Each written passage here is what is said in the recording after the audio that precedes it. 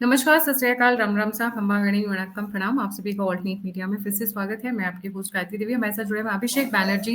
अभिषेक Banerjee conference में क्या बोले और उसके बाद पीपल वर लाइक प्लीज इनका नंबर दे दो, है ना। वाज लाइक नहीं, ये टॉप सीक्रेट एजेंट है हमारे, इनका नंबर तो नहीं मिल सकता है because of his official commitments. But yes, इनके साथ शोज में डेफिनेटली बढ़ा सकती हूँ। सो अभिषेक हमारे साथ फिर से जुड़े हुए हैं। अभिषेक ट्विटर पर बहुत एक्टिव हैं और ट्विटर पर इनकी जो ट्वीट्स आती हैं बहुत वायरल होती है। उसमें से एक मैं दिखाती हूँ जो कि आज के हमारे सेशन का बेस भी है बेसिकली। और वहीं से इनके ट्वीट से मुझे आया, इन्होंने लिखा है ट्वीट के अंदर, these word by word, these researchers in Eastern Europe are going door to every village to document Nazi crimes against Jews. This is how historical memory is preserved. But in India, if anyone tries to document crimes of Mughals against Hindus, they are called bigots and WhatsApp University. जी अभिषेक, आपने ये tweet क्यों लिखा? पहली बात तो ये। देखिए, मैं तो डॉक्यूमेंट्री देख रहा था इतिहास पर, जैसा मैं हमेशा देखता रहता, तो बीबीसी का ही एक डॉक्यूमेंट्री देख रहा था। तो उसमें ये रिसर्चर्स को मैं देख रहा था जो कि ईस्टर्न यूरोप में घूम रहे हैं। और दरअसल हमें लगता है कि हॉलोकास्ट सिर्फ गैस चेंबर्स में हुआ, वहां भी हुआ, बट ये एक्चुअली यूरोप में, ईस्टर्न यूरोप में हर गांव में, हर कस्बे में हुआ। सो इट्स लाइक कोने कोने में नाजीज जाते थे और उस गांव के जितने भी जूस थे उनको पकड़ के मार डालते थे। तो तो ये तो जो बड़े-बड़े गैस चेंबर्स हैं उनको, मतलब कंसंट्रेशन कैंप्स है, उनको प्रिजर्व किया गया है। लेकिन हर गाँव में, हर गली में, हर कस्बे में जहाँ-जहाँ कत्लेआम हुआ है, वो तो नहीं प्रिजर्व हुआ है ना। तो ये जो रिसर्चर्स हैं, आप देखिए, ये डोर टू डोर जा रहे हैं और 80 साल की, 90 साल की लोगों से मिल रहे हैं, उनसे पूछ रहे हैं कि भाई आप हमें बताओ। तो वो बता रही है कि हाँ, मेरे पापा को, मेरे पिताजी को कहा गया कि एक गड्ढा खोदो, यहाँ पर मर्डर होगा। तो किस तरह से, कितनी कोशिश से, मुझे जो ये चीज बहुत अच्छी लगी इन द सेंस कि कितनी मेहनत से जो मेमोरी है, जो क्राइम्स हुए, उनकी मेमोरी को प्रिजर्व किया जा रहा है। एक-एक जगह को, एक पेड़ को, तो अगर आप इस वीडियो को आगे देखें तो आप देखोगे कि वो एक कटे हुए पेड़ के पास ले जाते हैं और बोलते हैं कि यहाँ पर हुआ है। तो उसको भी उन्होंने रिकॉर्ड करके रख लिया। तो जब मैंने ये देखा, मुझे लगा कि अच्छा, ऐसी घटना तो हमारे देश में हिंदुओं के साथ भी हुई है। अगर मान लीजिए वही रिसर्चर, अगर ये ईस्टर्न यूरोप के रिसर्चर ना होकर के अगर ये इंडियन रिसर्चर्स होते और ये हर गली, हर कस्बे में घूम रहे होते और पूछ रहे होते, बताओ कहाँ-कहाँ पर हिंदुओं के साथ क्या-क्या किया गया है, तब तो उनका मजाक उड़ जाता। उनको कहा जाता ये व्हाट्सएप यूनिवर्सिटी वाले हैं, ये नफरत फैला रहे हैं, ये फेक न्यूज़ फैला रहे हैं, ये हर बोलते हैं ना कि हर जगह मंदिर क्यों खोज रहे हो? अरे आप देखो किस तरह से क्राइम्स की मेमोरी को प्रिजर्व किया जाता है, दुनिया में कैसे होता है। वो जा करके एकदम इट्स लाइक जंगल में जा करके बोलता है कि हमें वो पेड़ दिखाओ, जहाँ पर हुआ था। तो उस पेड़ की भी वीडियो बना करके उसको एकदम टैग करके एकदम पक्का करके आ रहे हैं कि कहाँ-कहाँ अत्याचार हुआ है, हर एक की मेमोरी बनी रहनी चाहिए। लेकिन हमारे देश में ऐसा कभी नहीं होता और यही चीज़ मुझे बहुत बहुत दुःख हुआ अपने देश के बारे में, तो मैंने उसी को लेकर ट्वीट किया। आपने specially in the context of Mughals लिखा है, ऐसा क्यों? हाँ, वो इसलिए क्योंकि अभी चर्चा, मुगल्स तो वैसे भी चर्चा में रहते हैं, लेकिन अभी जो मूवी आई है संभाजी महाराज के बारे में, तो उसमें इसी तरह की बातें बहुत बोली जा रही हैं कि कि हिस्ट्री बहुत कॉम्प्लिकेटेड है, बहुत सारे। तो क्या हुआ अगर मुगलों ने एक हिंदू शासक को मार डाला? बहुत सारे ऐसे भी तो हिंदू शासक थे जो मुगलों के साथ मिले हुए थे। इस तरह की बार-बार एक कोशिश की जा रही है जिसको कहते हैं ना, मडिंग द वाटर्स। कि इट्स लाइक कि कंफ्यूशन करो, कहो कि हिस्ट्री कॉम्प्लेक्स है और फिर जो नैरेटिव्स हैं उनको खत्म करने की कोशिश करो। तो इसीलिए मैंने मुगलों का जिक्र किया। और मुझे एक्चुअली उस बात से आपत्ति नहीं है जहां लोग कहते हैं कि हिस्ट्री कॉम्प्लिकेटेड है, क्योंकि मैं भी मानता हूं कि हिस्ट्री कॉम्प्लिकेटेड है। लेकिन मेरा कहना यह है कि हिस्ट्री सिर्फ मुगलों की कॉम्प्लिकेटेड है ऐसा तो नहीं है ना। हिस्ट्री तो हर देश की, हर समय, हर जगह कॉम्प्लिकेटेड है। तो चालाकी क्या हो रही है, जैसे ही मुगलों के क्राइम्स की बात की जाती है, तभी कहा जाता है कि हिस्ट्री बड़ा कॉम्प्लिकेटेड है। लेकिन जो लोग और बोलते हैं कि हिंदू मुस्लिम का बाइनरी मत बनाओ, लेकिन बाइनरीज तो ये लोग तो बहुत चाहते हैं। सावरकर ने 10 साल अंडमान सेलुलर जेल में बिता दिए, लेकिन उसको ट्रेटर कहने में तब तो वो नहीं कहते कि हिस्ट्री बड़ा कॉम्प्लिकेटेड होता है। ये लोग, इनका क्या अरेंजमेंट हो गया, ये कह रहे हैं कि we will have our cake and eat it too. जब हमको पसंद है तब हम हिस्ट्री को एक सिंपल बाइनरी में तोड़ देंगे। ये देशभक्त है और वो देशद्रोही है। लेकिन जैसे ही उलट करके जैसे ही मुगलों की बात की जाएगी तब कहेंगे कि नहीं नहीं भाई देखो हिस्ट्री जो है बड़ा कॉम्प्लिकेटेड होता है, इसको ऐसे सरल तरीके से नहीं समझ सकते। तो मुझे इस बात से ऑब्जेक्शन है। या तो आप मानिए कि सारा इतिहास ही आप बाइनरीज में डालिए, या फिर आप मानिए कि इतिहास हमेशा ही कॉम्प्लिकेटेड है। मुगलों के समय भी था, अंग्रेजों के समय भी था, आजादी की लड़ाई के समय भी था और आज भी है। राइट? तो मुझे बस यही चाहिए, मुझे कंसिस्टेंसी चाहिए। आप एक बताओ, एक बात करो आप। राइट? सावरकर की भी हिस्ट्री कॉम्प्लिकेटेड है। नो, अभिषेक आप कह रहे हो कि हिस्ट्री को ये लोग बाइनरीज में देखते हैं। पहली बात तो what is the meaning of binary, और थोड़े एग्जांपल्स देके समझाएंगे आप? जी। जी, एकदम। सो देखिए, मैं ये कह रहा हूँ कि बाइनरीज़ का क्या मतलब हुआ कि एक अच्छा है, एक बुरा है। जैसे आप अभी ये जो मूवी आई है संभाजी महाराज पे, वो लोग कह रहे हैं कि आप ऐसे क्यों दिखा रहे हो कि एक आदमी हीरो है, दूसरा आदमी विलेन है, ऐसे मत करो। हिंदू-मुस्लिम बाइनरी मत बनाओ, क्योंकि हर चीज़ कॉम्प्लिकेटेड है। तो मेरा बस कहना ये है कि आपका जो ये पॉइंट है, ये आप हर चीज़ पे लागू करो। आप तो जब आज़ादी की लड़ाई की बात होती है, आप ऐसे क्यों कहते हो कि नेहरू देशभक्त है और सावरकर देशद्रोही है? तब तो आपको कोई प्रॉब्लम नहीं दिखाई देता। बाइनरी में ये अच्छा वो बुरा कहने में, तब तो आप नहीं कहते कि हिस्ट्री कॉम्प्लिकेटेड है। सो जब आपको सूट करता है, तब आप कहते हो कि हिस्ट्री तो बड़ा सिंपल है। एक बुरा है, दूसरा एक एक विलेन है, एक दूसरा हीरो है। लेकिन जब आपको सूट नहीं करता मुगलों के ये में, तब आप शुरू हो जाते हो कि हिस्ट्री बड़ा कॉम्प्लिकेटेड है। तो मैं इसके उदाहरण देता हूँ। अगर हिस्ट्री कॉम्प्लिकेटेड है तो सबकी हिस्ट्री कॉम्प्लिकेटेड है। तो मैं पूछता हूँ कि जैसे कहा जाता है कि नेहरू ने, हमें स्कूलों में टेक्स्ट बुक में ही पढ़ाया गया कि जब आईएनए सुभाष चंद्र बोस का जो आईएनए था उसका जब ट्रायल हुआ दिल्ली में, तो नेहरू ने उसको जाकर डिफेंड किया। अच्छा ऐसा है क्या? वो जो ट्रायल थी वो 8 हफ्ते चली थी। आपको पता है नेहरू कितने दिन गया था? 3 दिन गया था वो। सिर्फ 3 दिन गया था, कुछ एक बात नहीं बोली उसने। लेकिन बाकी के 8 हफ्ते में क्या किया उसने? वो पूरे देश में घूम घूम कर उसने इस बात का प्रचार किया कि देखो देखो मैं उनको डिफेंड करने गया हूं। तो इसका मतलब ये नहीं कि नेहरू विलेन है। नेहरू भी एक पॉलिटिशियन था। वो समझता था कि मुझे प्रचार करना है, उसको भी वोट की जरूरत पड़ती थी, वो भी प्रचार करता था। तो लेकिन उस समय तो आप कॉम्प्लेक्सिटी की बात नहीं करोगे। उस समय आप कहोगे कि देखो कितना बड़ा भला आदमी है, उसने आईएनए को डिफेंड किया। अच्छा, तो इसी आईएनए का, इंडियन नेशनल आर्मी का ही इतिहास उठा लेते हैं। ये आईएनए बनाया किसने? आप हमारे देश में ज्यादातर लोगों से पूछोगे तो उनके एक मिसकंसेप्शन है कि नेताजी सुभाष चंद्र बोस ने आईएनए बनाया। ये बात सही है कि नेताजी ने बाद में आईएनए का नेतृत्व किया, लेकिन आईएनए नेताजी सुभाष चंद्र बोस ने नहीं बनाया। आईएनए की स्थापना की दरअसल वो रास बिहारी बोस, एक और बोस के लीडरशिप में स्थापित हुआ। अब ये बात ज्यादा कही क्यों नहीं जाती? आपको लग सकता है कि क्यों भाई रास बिहारी बोस से इतनी दुश्मनी क्यों है लोगों को? रास बिहारी बोस से दुश्मनी है, वो इसलिए क्योंकि रास बिहारी बोस हिंदू महासभा से थे। तो अगर आप बोलने लग जाओगे कि हिंदू महासभा के नेतृत्व में इंडियन नेशनल आर्मी बनी, फिर तो आपका जो हिस्ट्री का नैरेटिव है उसका तो बाजा बज जाएगा कि जो आरएसएस था, जो हिंदू महासभा था, उनका तो सबसे बड़ा पॉइंट यही है ना, हर रोज हर टीवी चैनल पे चिल्लाते हैं इनका तो आजादी की लड़ाई में कोई योगदान ही नहीं था। अरे इंडियन नेशनल आर्मी तो हिंदू महासभा के नेतृत्व में बना था। वो क्यों नहीं बताते? वो नहीं बता सकते। तो यही मैंने कहा ना कि हिस्ट्री की जो कॉम्प्लेक्सिटी आप सिर्फ मुगलों में ढूंढोगे। अच्छा, और भी आप कोई भी इतिहास का छोटे से छोटा भी टुकड़ा उठा लो तो आपको ऐसी-ऐसी चीजें मिलेंगी जिससे ऑनेस्टली आपको दुःख होगा। तो इंडियन नेशनल आर्मी को हम हीरो समझते हैं और वो है भी। उन्होंने देश की आजादी के लिए इतनी लड़ाइयाँ लड़ी, कोशिशें की। तो रास बिहारी बोस के विजन में और सुभाष चंद्र बोस के विजन में क्या फर्क था? सुभाष चंद्र बोस वो लेफ्टिस्ट थे, इसीलिए सुभाष बोस वो भी बहुत महान देशभक्त हैं, लेकिन उनकी सोच और रास बिहारी बोस की सोच में यही फर्क है कि रास बिहारी बोस हिंदू महासभा के हैं और सुभाष चंद्र बोस की जो सोच है वो ज्यादा सेक्युलर है, वो लेफ्टिस्ट है।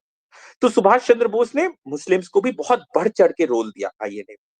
हाँ, और बहुत सारे जो मुस्लिम सोल्जर्स हैं आईएनए में, उन्होंने बहुत ही करेज के साथ लड़ाई भी लड़ी। लेकिन क्या आप ये जानते हैं कि आजादी के बाद आईएनए के बहुत बड़े-बड़े मुस्लिम अफसर पाकिस्तान की तरफ चले गए?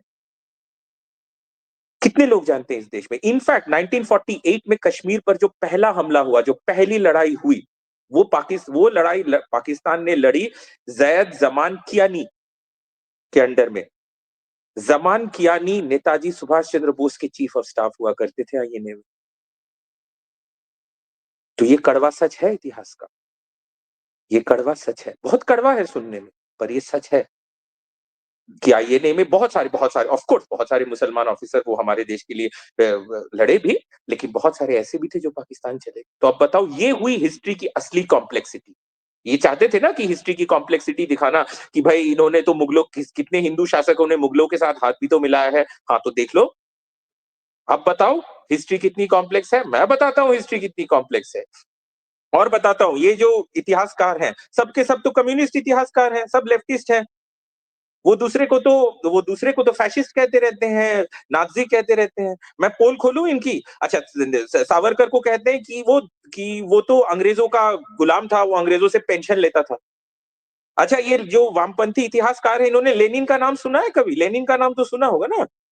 दुनिया का सबसे महान सोशलिस्ट रिवॉल्यूशनरी। इनसे पूछिए, लेनिन खुद जर्मन एम्परर से पैसे लेता था।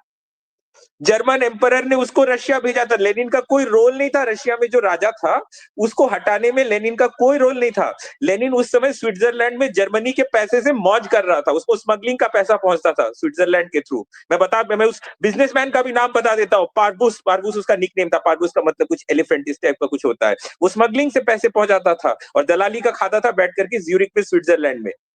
तो जब जार की जो रशियन के जो राजा है, जब उसको टॉपल कर दिया लोगों ने, जब उसको लोगों ने टॉपल कर दिया, तो जर्मनी के जो राजा थे वो लेनिन को बोला, इतने दिनों से बैठ के खिला रहा हूं, जाओ तुम रशिया जाओ और वहां की जो डेमोक्रेटिकली इलेक्टेड सरकार है उसको गिराओ और एक नई सरकार बनाओ जो फौरन जर्मनी के सामने रशिया को सरेंडर कर दे। और ये काम किया है लेनिन ने। लेनिन रेवोल्यूशनरी नहीं है, लेनिन जर्मनी का एजेंट है। तो अगर आप सावरकर को ब्रिटिश एजेंट कहोगे तो लेनिन को जर्मन एजेंट कहोगे क्या? कोई इतिहासकार मानेगा? नहीं मानेगा, क्योंकि तब बोलेंगे कि नहीं, हिस्ट्री कॉम्प्लेक्स नहीं है। तब वो कहेंगे लेनिन हीरो है, सावरकर विलेन है। अगर इतिहास कॉम्प्लेक्स है तो सबका इतिहास कॉम्प्लेक्स है। तुम्हारी भी एक एक करके पोल खोल सकता हूं मैं। सो हिस्ट्री यही है। तो लेनिन, वो भी, उन्होंने भी लिया, जर्मनी के राजा से पैसे लिए। तो अब हम मान लेते हैं कि कम्युनिस्ट जो है वो इंपीरियलिज्म का फॉर्म है। वो आरएसएस को बैठ करके चिल्लाते रहते हैं कि आरएसएस वालों ने, गोलवलकर ने तारीफ कर दी हिटलर की। अच्छा, हाँ की है। 1939 में ये बात सही है कि गोलवलकर ने तारीफ की है। आप नेहरू की ग्लिम्पसेस ऑफ वर्ल्ड हिस्ट्री खोल लो, उसमें नेहरू ने तो टूट टूट के स्टालिन की तारीफ की है। हॉलोडोमोर में, जो यूक्रेन में अभी वॉर चल रही है, यूक्रेन में स्टालिन ने फैमिन करा दी और 3.5 मिलियन लोगों को मार डाला। नेहरू, जी अभिषेक। क्या? तो ये लोग कहते हैं कि कि गोलवलकर ने तो नाजीज की तारीफ कर दी, हिटलर की तारीफ कर दी, और ये बात तो वो चिल्लाते रहते हैं, हर रूफ टॉप से वो चिल्ला रहे हैं कि हाँ बात सही है, 1939 में गोलवलकर ने हिटलर की प्रशंसा की। लेकिन नेहरू की ग्लिम्पसेस ऑफ वर्ल्ड हिस्ट्री उठा लेते हैं। स्टालिन ने जब यूक्रेन में 3.5 मिलियन लोगों को मार डाला फैमिन में, तो उसमें नेहरू लिखते हैं कि ये तो जरूरी था, क्योंकि स्टालिन जो थे वो उनके रेवोल्यूशन के खिलाफ जो काउंटर रेवोल्यूशनरीज थे, जो भूख से मर रहे थे, वो स्टालिन को अंडरमाइन करने की कोशिश कर रहे थे। तो स्टालिन को अपने आप को बचाना पड़ा। और ये जो नेहरू थे वो खिलाफत मूवमेंट के इतने बड़े सपोर्टर थे कि उन्होंने लिखा है कि जो आर्मेनियन जेनोसाइड हुआ, उसको उन्होंने कहा है कि दो ग्रुप्स के बीच में, टर्क्स और आर्मेनियंस के बीच में लड़ाई हो रही थी। अब आप समझ सकते हैं कि गैस चेंबर में जैसे सेकेंड वर्ल्ड वॉर में हुआ, उस वक्त अगर कोई कहे कि नहीं वो नाजीज और जूस के बीच में लड़ाई हो रही थी, नहीं, नाजीज और जूस के बीच लड़ाई नहीं हो रही, वो इनोसेंट लोगों को ले जाकर के गैस चेंबर में मारा जा रहा था। और यही काम जो जो ऑटोमन टर्क्स थे उन्होंने किया, और नेहरू ने उसको कहा कि नहीं नहीं, ये तो बस लड़ाई चल रही थी। और इसी तरह नेहरू ने आर्मेनियन जेनोसाइड को जस्टिफाई किया है। और जिस तरह कहा जाता है ना कि गोलवालकर ने कहा कि जर्मनी ने अपने माइनॉरिटीज के साथ ऐसा किया है, मैं एग्जैक्ट कोट देता हूं आपको ग्लिम्पसेस ऑफ वर्ल्ड हिस्ट्री से नेहरू की, जहां नेहरू लिखते हैं, Turkey was freed of its racial problems, और उसने बहुत तरक्की की। ये नेहरू के अपने शब्द हैं, लिटरल वर्ड्स हैं, freed of its racial problems, और इसलिए उसने बहुत तरक्की की। कैसे फ्री किया? 1.5 मिलियन आर्मेनियंस और 1 मिलियन ग्रीक्स को मार डाला। तो इसकी तो नेहरू तारीफ करते हैं, तो नेहरू इज जेनोसाइडल, यही माना जाए। सो यहां तक कि, अच्छा, तो मैं कम्युनिस्ट इतिहासकारों की और ये खोलता हूं पोल। 1948 में जितने कम्युनिस्ट इतिहासकार हैं, वो क्या कर रहे थे जब पाकिस्तान के साथ लड़ाई चल रही थी? आपको पता है 1948 में कलकत्ता में कम्युनिस्ट की सेशन हुई, और आई थिंक उसको सेकेंड पार्टी कांग्रेस या ऐसा कुछ कहा जाता है, कलकत्ता में। और कलकत्ता में बैठ करके सारे कम्युनिस्टों ने कहा ये आजादी झूठी है का नारा दिया, और भारत सरकार पर वॉर का ऐलान कर दिया इन कम्युनिस्टों ने। और याद कीजिए, उस समय पाकिस्तान के साथ भारत की लड़ाई चल रही थी और भारत सरकार को गिराने का उन्होंने फैसला लिया। और बाय द वे, कलकत्ता का जो सेशन हुआ, जो पार्टी कांग्रेस हुआ, वहां सिर्फ भारत के कम्युनिस्ट नहीं बैठे थे, वहां पाकिस्तान के भी कम्युनिस्ट बैठे हुए थे, उसी कलकत्ता में। आप सोचिए, भारत और पाकिस्तान की लड़ाई चल रही है, आपने पाकिस्तानियों को बुला करके उनके साथ बैठकर आप बोल रहे हैं कि भारत सरकार के खिलाफ हम लड़ाई का ऐलान करते हैं और इस भारत सरकार को हम खत्म कर देंगे। तो इसको देशद्रोही नहीं कहेंगे तो किसको कहेंगे? तो आज एक-एक कम्युनिस्ट को हम देशद्रोही नहीं कहें तो क्या कहें बताइए? ये तो देशद्रोह का डेफिनिशन हुआ ना, कि पाकिस्तान तो से ये जो लड़ाई चल रही है।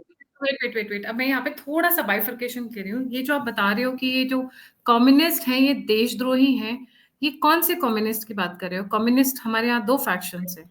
इन पर्टिकुलर कौन-सा? जी। हाँ, सो एक्चुअली जिस समय की मैं बात कर रहा हूँ, उस समय सिर्फ एक ही फैक्शन था, क्योंकि उस समय सिर्फ कम्युनिस्ट पार्टी ऑफ इंडिया थी। Communist Party of India Marxist आई नहीं थी। सीपीआई-एम जो है, आई थिंक वो शायद 60 के दशक में बनी है। सो दरअसल हुआ क्या, जब चीन से लड़ाई हुई, मतलब देशद्रोह किसको कह रहे हैं, चीन से लड़ाई जब हुई तो पार्टी के 2 टुकड़े हो गए। एक धड़ा था जिसने कहा कि हमें सीधे भारत सरकार का खिलाफत करके हमें चीन का साथ देना चाहिए, क्योंकि चीन कम्युनिस्ट है, तो भारत सरकार दुश्मन है और चीन की सरकार हमारी दोस्त है। और दूसरे ने कहा कि नहीं, हमें इंडिया का साथ देना चाहिए। तो एक एक ने इंडिया का साथ दिया, दूसरे ने चाइना का साथ दिया, इसलिए पार्टी टूट गई, इसलिए पार्टी के 2 टुकड़े हो गए। लेकिन उस समय सिर्फ एक ही कम्युनिस्ट पार्टी हुआ करती थी, तो इसलिए कोई फैक्शन का सवाल नहीं है। तो हम उसी से हम कम्युनिस्ट से पूछे कि तुमसे बड़ा देशद्रोही कौन हो सकता है? पाकिस्तान से लड़ाई चल रही है, तुमने पाकिस्तानियों को बुलाकर कहा कि चलो भारत सरकार को गिरा देते हैं। और एक और चीज मैं यहाँ पर बता देता हूँ कि कम्युनिस्ट जो है ना, ये जो स्टोरीज हैं, ये एक पैटर्न में बैठती हैं। दरअसल क्या होता है, कम्युनिस्ट एक चीज को, वो देश के खिलाफ हमेशा क्यों जाते हैं, इसका भी एक रीजन है और इनके लिए उनकी एक आइडियोलॉजिकल मानसिकता है।